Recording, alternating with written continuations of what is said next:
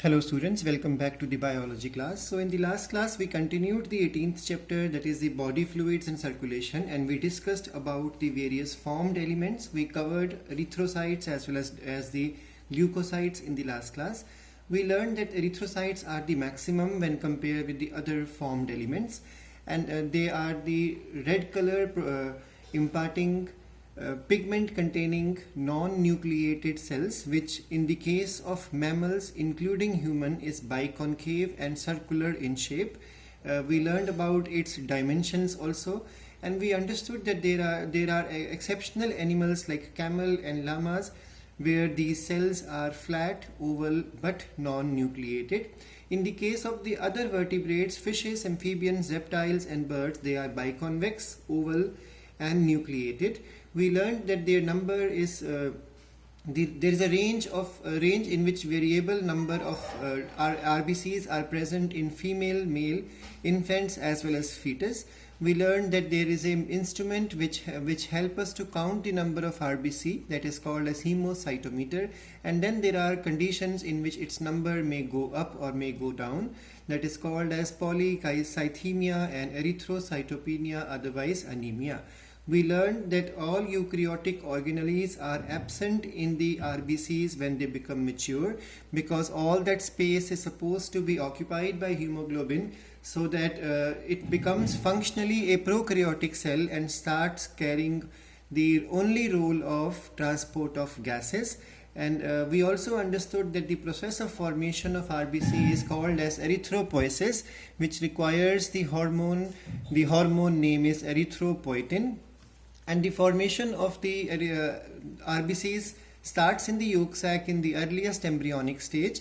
Then it stops there, and then in the fetus it starts in the liver and spleen, followed by throughout the life of a person. It is the red bone marrow which is responsible for RBCs formation, and the special cells which give rise to RBCs which are present in the red bone marrow are the erythroblastic cells or erythroblasts. We also understood that hemoglobin is a conjugate protein which carries heme and globin. Heme portion carries the iron and the lipid, and globin carries the 2 alpha chains and 2 beta chains with 141 amino acids and 146 amino acids respectively.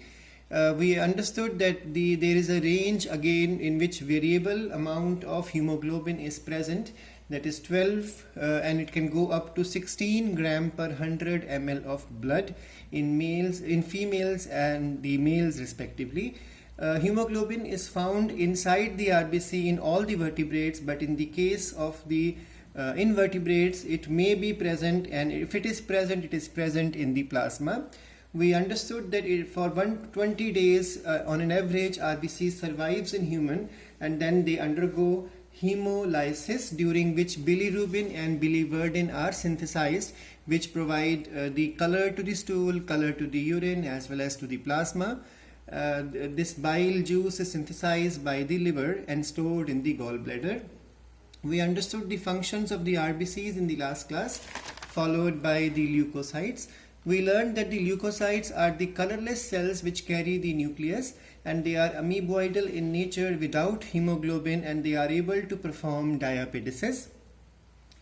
The total number of RBCs is called as the TLC, but there is fractional leukocyte count also, or differential leukocyte count also, because we learned in the last class there are various types of WBCs and their numbers are different.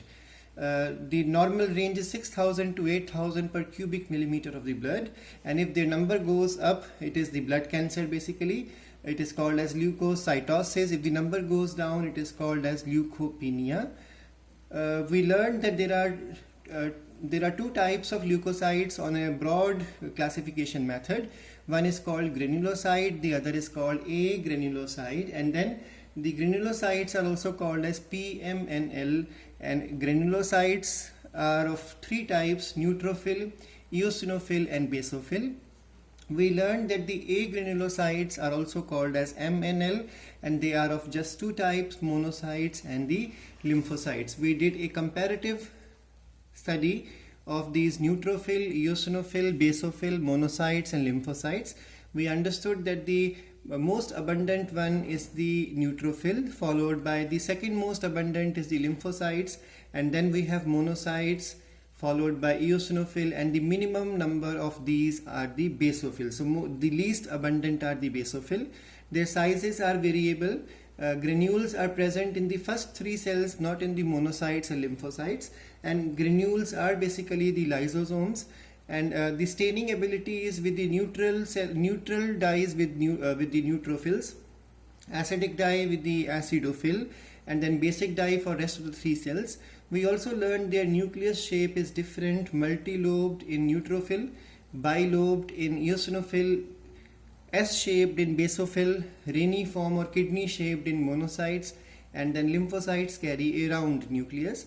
We also learned that they are formed in different portions, and then the lifespan is also variable. It may start from 1 hour for few hours to even years also, and only the lymphocytes are able to perform cell division. And we discussed about their functions, that the neutrophils are phagocytic in nature, so they are soldiers as well as scavengers, and the eosinophils are detoxification is their function. So the worm infection, whenever worm infection occurs, eosinophil number increases. It is also involved in healing. It suppresses the inflammation, and basophils are involved in allergic reaction, so they are almost equal to what mast cells do. So they are supposed to release histamine and heparin. And then we learned that monocytes are also phagocytic in nature, so they are soldiers as well as scavengers, and they act as macrophages of the circulatory system.